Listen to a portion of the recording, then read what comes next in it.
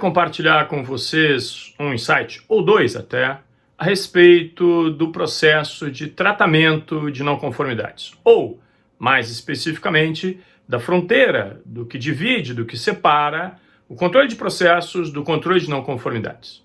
Uma primeira provocação que pode ser interessante é: sua organização já definiu claramente o que é uma não conformidade, o que caracteriza uma não conformidade?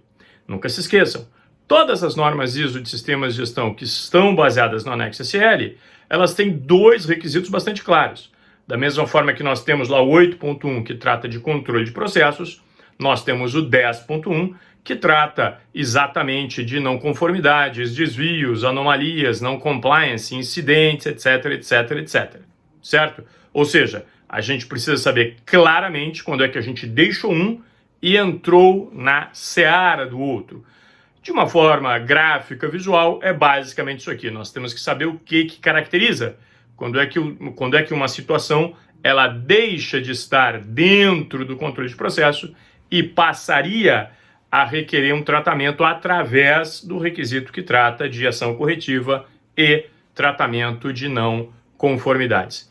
Pense bem, eu conheço muitas organizações onde essa definição nunca havia sido feita ou havia sido feita de maneira fluida, de maneira que sempre havia ali, ou em muitas situações, havia ali dúvidas sobre o que requeria efetivamente ser tratado como não conformidade.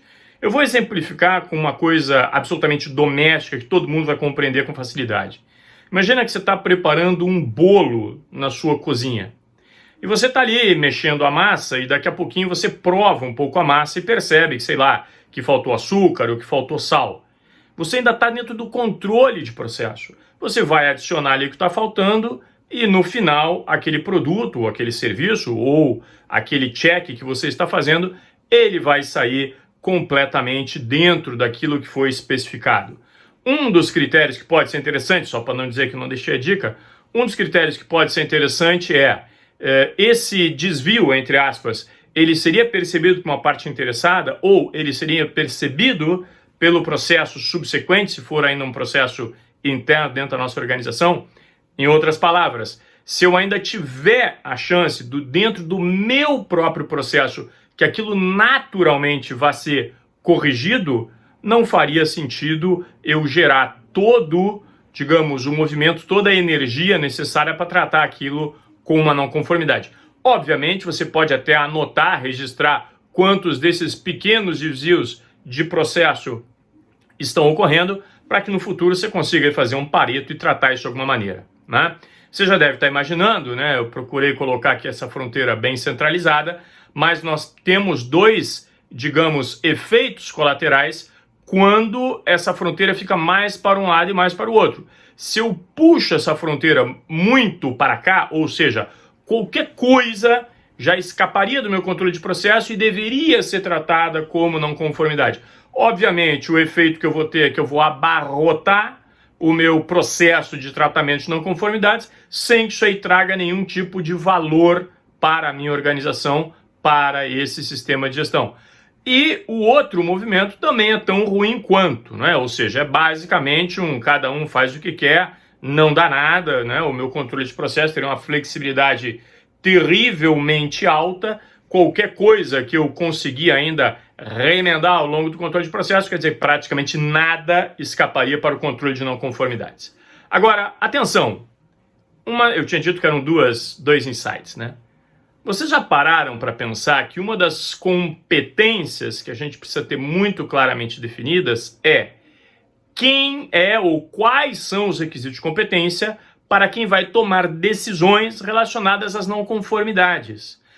Vejam, as mesmas pessoas ou as mesmas competências das funções que detectaram aquele desvio, elas possuem como modelo mental basicamente conformidade.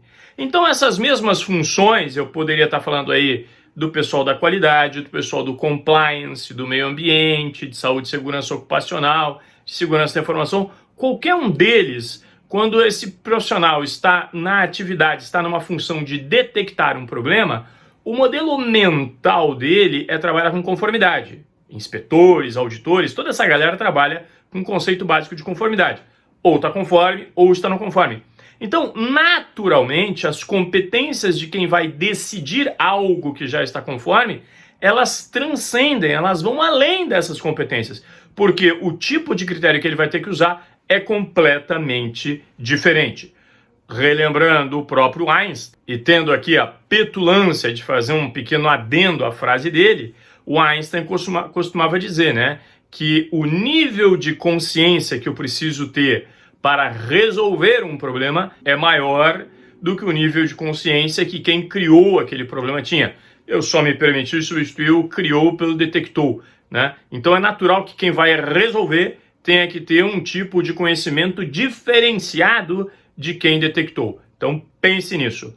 Definir claramente o que é uma não conformidade ou o que é conformidade e definir muito claramente quais são as competências requeridas para quem vai decidir sobre essas situações. Valeu?